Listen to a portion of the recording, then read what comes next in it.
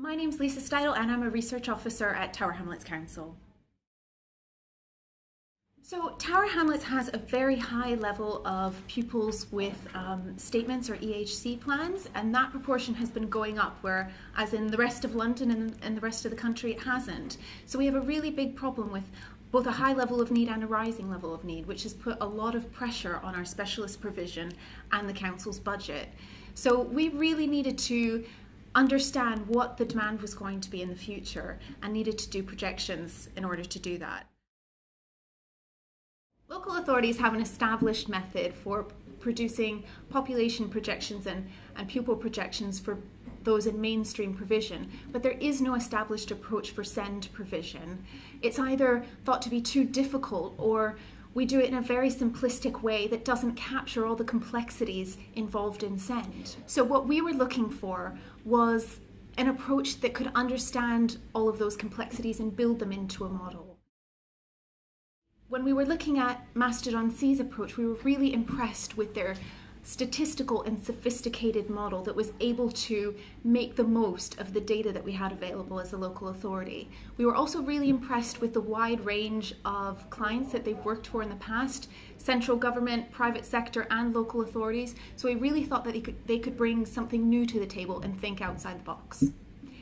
Another advantage of Mastodon C's model is they can do future scenario modelling. So we can understand not only what would the situation be if we carried on as we were in the past, but if we changed something about our own provision or a policy changed, what impact would that have on the number of pupils we're seeing with SEND needs and also our budgets. I think the greatest benefit of working with Mastodon C has been the assurance that we're making decisions based on the best evidence available.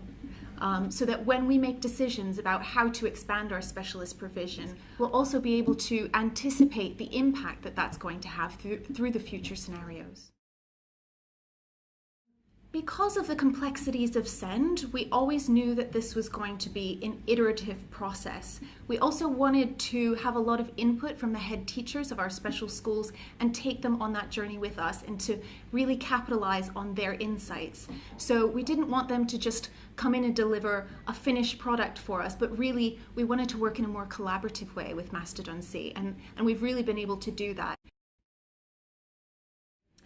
I think the work we've done with Mastodon C really opens up opportunities for the future into other areas that were maybe thought too difficult to take this kind of approach. For example, alternative provision or early years.